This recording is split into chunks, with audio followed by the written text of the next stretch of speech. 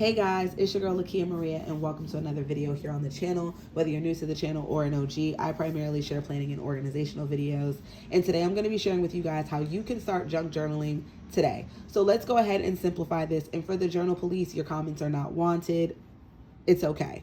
So junk journaling is when you can take junk, whether you got it from packaging, things you got in the mail, things that were given to you, things that you're recycling, you save it and you put it into a journal.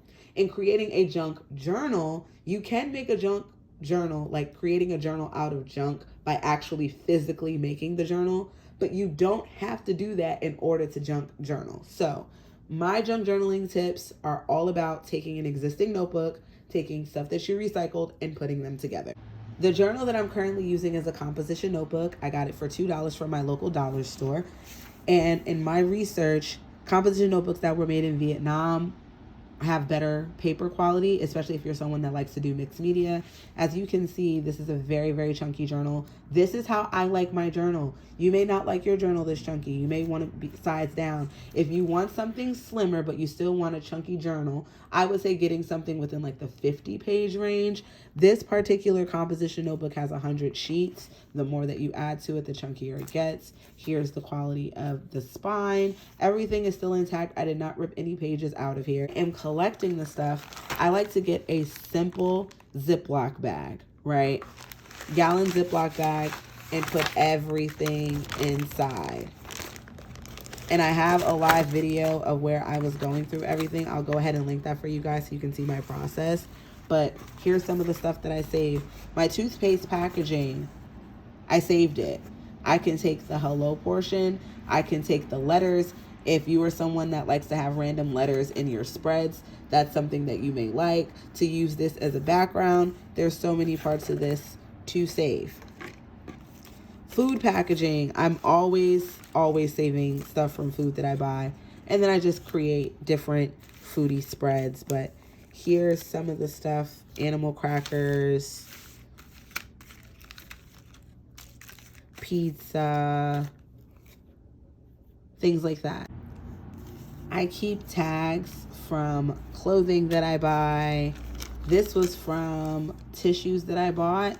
Even the thinner material like this. Now for this, I would use double stick tape instead of glue because of the material. But when it comes to like the thinner stuff, like a brown paper bag or a bag, using glue will be fine for this. And as my composition notebook is expanding, I like to use the bags to like get closer to the crease instead of scrapbook paper and double stick tape. It just fits a little bit better. So the thinner the paper, glue. The thicker it is, get some double stick tape. You can get it off of Amazon. Let's see, we have more tags from things that I bought. Gift cards. I already used this, so you're not getting anything off of it, but gift cards are always fun. Packaging, more packaging. This is from a Taylor Swift CD that I bought. I saved that to use the sticker. Ribbon. Ribbon is another thing. You may get ribbon on your clothes depending on how the receipt was, the tag is attached to the clothing. More ribbon. All of the stuff I've gotten from clothes. Ordering, when you order out food that you get, okay? And I just literally keep a little bit of everything. More food stuff, more food stuff. And as I'm collecting it, again, I just gather it all into a pile. And when I'm ready to use it, I go through and I create all these different junk journal spreads. And usually I will go ahead and prep everything first. And I'll put on a comfort show. That's a part of the process. So it's like a two-step process. I don't just create the spread off rip. If I have stuff in a bag, I can. But especially when I've like let stuff pile up of things that I want to go through, buttons, another thing that you can save and put into your journal spreads. But I will go ahead and let things pile up.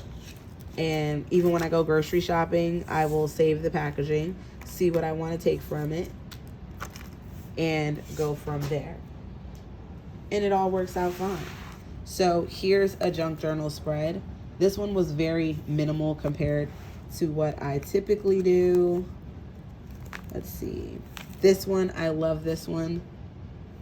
This was packaging from food in a flyer that I got in the mail.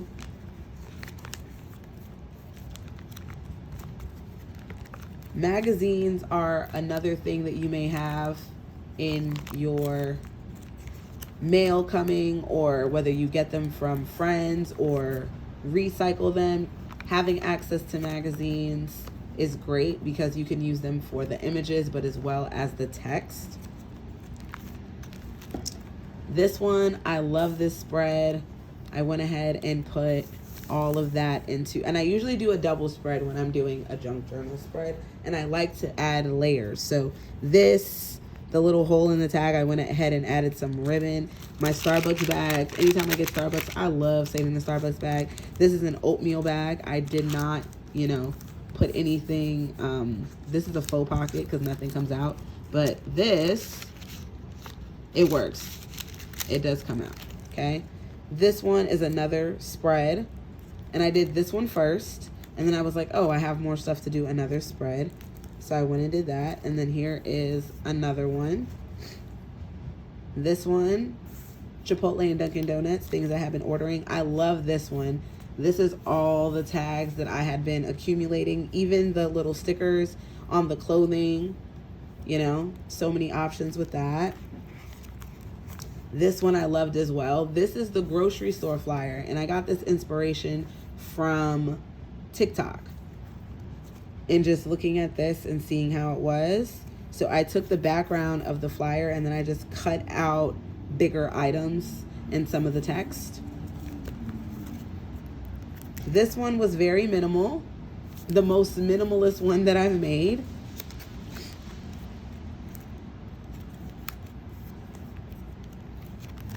I didn't really do that many junk journal spreads in December of 2024. But I did do one at the end of my December journal challenge. More food packaging. Okay. And then this one I did, which I love. This was my first time playing around with like plastic packaging. Got a little bit of everything. And then this one I recently made. So here's a junk journal spread, and this goes to show that you can do this in a spiral notebook as well. You can grab any notebook that you have on hand. The size does not matter. It's all about having a creative outlet. That is the whole importance of this. This one, I had old cards and receipts from my grandma, my grandpa, and my mom that I went ahead and made a spread with.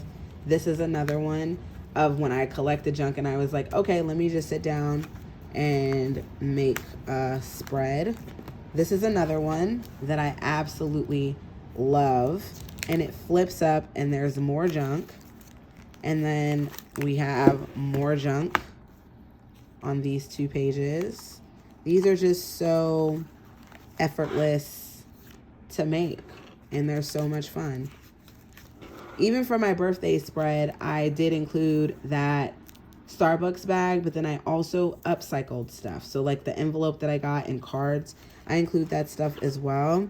And then this one is another, like, this is when I went to Atlantic City and I just added in a whole bunch of stuff. So that's a look at how I like to create junk journal spreads and how you can start today. I'm sure you have some food packaging laying around. I'm sure you have some flyers that come in the mail, whether they're advertising a phone plan, those envelopes that you get from your bills that have that little window. You can use those in your junk journal as well. The possibilities are endless. I will link below resources and inspiration for you in the description box, but I'd love to hear from you guys in the comments.